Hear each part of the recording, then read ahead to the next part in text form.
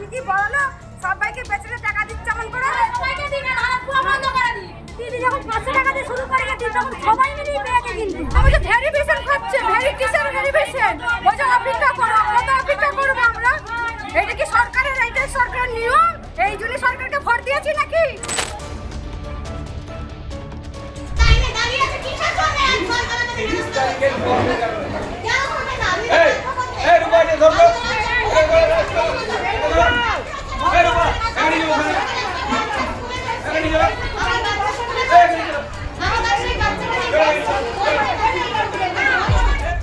এসেলে তালা পুজোর আগে এভাবে আশাভঙ্গ হতেই রেগে আগুন তেলে বেগুন ঘরের হোম মিনিস্টাররা। অন্নপূর্ণা যোজনার নগদ ৩,০০০ টাকা কেন পাবেন না তারা? উত্তর কে দেবে? তাই জেলায় জেলায় প্রশাসনিক ভবনে বাড়ছে ভিড়। কোথাও কোথাও আবার চলছে পথ অবরোধ থেকে রেল অবরোধ। ঘরের মহিলারা টাকা না পেয়ে রুদ্রমূর্তি ধরেছেন। অনেকেই বলছেন যোগ্যরাও টাকা পাচ্ছেন না। একটা ঘর থাকলেও তাকে ৩টে ঘর দেখিয়ে রিজেক্ট দেখানো হয়েছে। আবার রাজ্য সরকারের তরফ থেকে বলা হচ্ছে 10ই জুলাইয়ের পর যারা আবেদন করেছেন তাদের এখন ভেরিফিকেশন চলছে। এমন অনেকেই আছেন যারা জুনে অ্যাপ্লাই করেও তাদের স্ট্যাটাস এখনো আন্ডার প্রসেস, তাদের রিজেক্ট দেখানো হয়নি। যদি সত্যিই ভেরিফিকেশন হয়েই থাকে তাহলে কেন তাদের রিজেক্ট দেখানো হচ্ছে না তা নিয়ে উঠেছে প্রশ্ন। তবে কি অন্নপূর্ণা যোজনা প্রকল্পের গোড়ায় গলদ রয়েছে? দিদি যখন দিচ্ছিল আমাকে বেঁচে বেঁচে তাহলে কি আর গরিব কি আর বড় লোক সবাইকে একসাথে দিয়ে যাচ্ছিল। এই যে আমার স্বামী নাই মাঠে খেটে খা আমি কি বড় লোক সবাইকে বেঁচে টাকা দিচ্ছে এমন করে একবারও টাকা ঢোকে না একবারও হয়নি একবারও পাইনি অথচ মানে জমি জায়গা কিছুই নাই চাকরি বাকরি কিছু না বিডিও অফিস থেকে কি বলছে ভিডিও বলতে তোমার ঢুকে যাবে মানে এবার দিয়ে দেবে সবাইকে দিই না দিলে কাউকে দেওয়ার দরকার নেই ওই 3,000 টাকাটাই তিনজনকে ছাড়িয়ে দিই একজন পাবে একজন পাবে না এটা তো কোনো কথা নয়।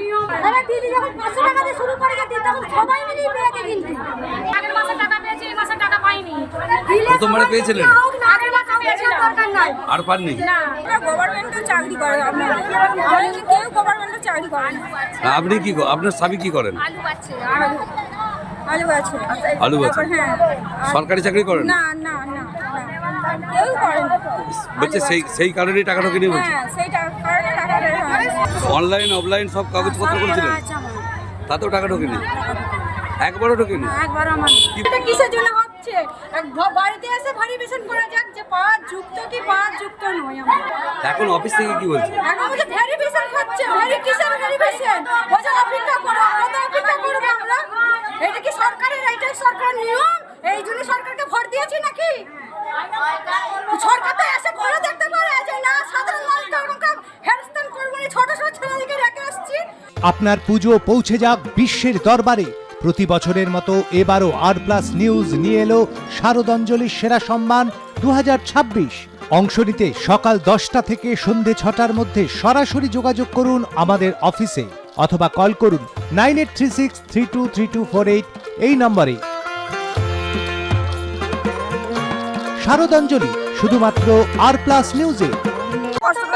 দ্বিতীয়বার টাকাটা পাবো না কেন কি কারণে এটাই জানতে কিন্তু বিক্ষোভ পথ অবরোধ করে তো আর টাকা মিলবে না। তাই এখন লক্ষ্মী থেকে অন্নপূর্ণা হওয়ার উপায়ের খোঁজে ঘরের মা দিদিরা। যারা অন্নপূর্ণা যোজনায় টাকা পেলেন না তারা কি করবেন? সত্যি কি আর কোনো পথ খোলা আছে পরবর্তীতে ৩,০০০ টাকা পাওয়ার?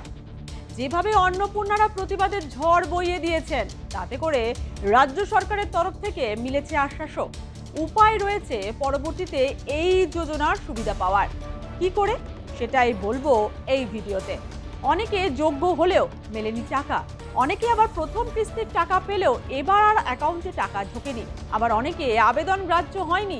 কৃষ্ণনগর পুরসভার সামনে এরকম বহু মহিলার দেখা মিলল। সকাল সকাল বিশাল লাইন। জানা গেছে যারা এই যোজনার সুবিধা পাননি বা বাতিল হয়েছে তাদের পুরসভার পক্ষ থেকে দেওয়া হচ্ছে একটি ফর্ম। ওই ফর্ম ফিল আপ করে আধার কার্ডের জেরক্স আটকে জমা দিতে হচ্ছে পুরসভায়। ওই ফর্ম পরবর্তীকালে ভেরিফিকেশন বা যাচাই করা হবে। আগে যারা ফর্ম তুলেছেন তাদের মুখ থেকে শুনে নিন কিভাবে ফর্ম তুলে জমা দিতে হচ্ছে। পরে জানাচ্ছি আর কি কি পদ্ধতি রয়েছে। 4 দিন ধরে টাকা দেওয়ার কথা ছিল 17 থেকে 20 তারিখ। এতদিন অপেক্ষা করলাম কিন্তু এখনো টাকা পেলাম না। তার জন্য আমি এখানে এসেছি। আবার নতুন করে ফর্ম দিয়েছে, বলছে ফিল আপ করে, বলছে ওটা ফিল আপ করে জমা দিতে হবে। ডকুমেন্টস বলছে আধার কার্ডের জেরক্স। এই যে আমাদের যে আন্ডার মানে দেখিয়েছে, হ্যাঁ, যে 3 রুমের জন্য এটা বাতিল করেছে, সেই কারণেই আমি এসেছি যে এখানে যদি আবার 3 রুমটা আবার ভুলবশত দেওয়া হয়েছে, হ্যাঁ, সেই জন্য এটা কি করা যায়, টাকাটা কেন পাবো না আমি, সেই জন্য এসেছি। গরিব মানুষ। এখানে একটা ফর্ম দিয়েছে, সেই ফর্মটা ফিল আপ করতে দিয়েছে এবং ফিল আপ করার পরে বলেছে আধার কার্ড দিতে, সেটা এখন দেখছি এখানে জমা হচ্ছে কিনা সেটা দেখছি।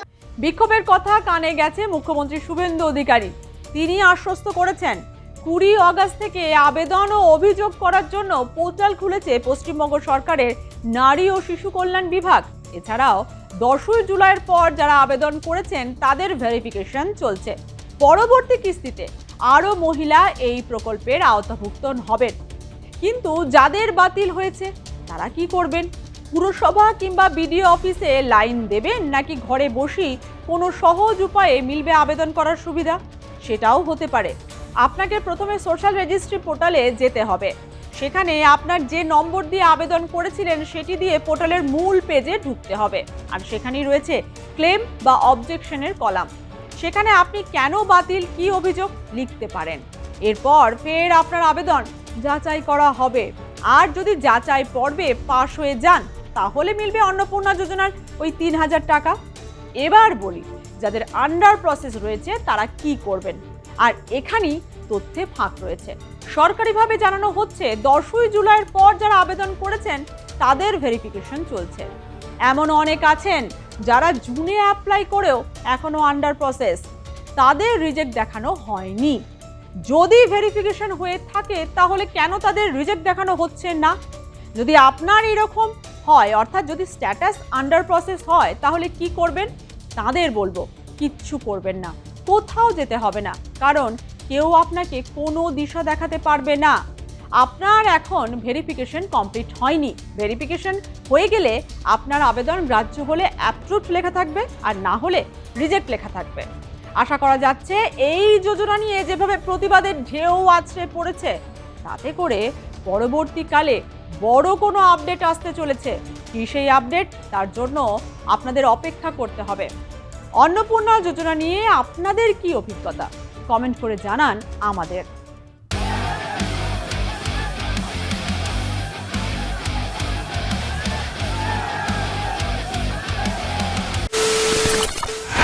খবরের নামে প্রতিদিন সন্ধে আপনার ড্রয়িং রুমে কি শুধুই চিৎকার চেঁচামেচি হয়ে আসে? বিতর্কের নামে চলে গালাগালি আর কাদা ছোড়াছুড়ি। এবার সময় পরিবর্তনের, কারণ আমরা কান ফাটানো চিৎকারে বিশ্বাস করি না। আমরা বিশ্বাস করি খবরের সত্যতায়। আমরা কোনো পক্ষের হয়ে গলা ফাটাই না, আমরা সাধারণ মানুষের হয়ে প্রশ্ন তুলি। চিৎকার নয়, শুধু খবর হবে যেখানে বিতর্ক আছে কিন্তু কুৎসিত ঝগড়া নেই। সঠিক তথ্য, বিশ্বস্ত খবর। নজর রাখুন আর প্লাস নিউজে।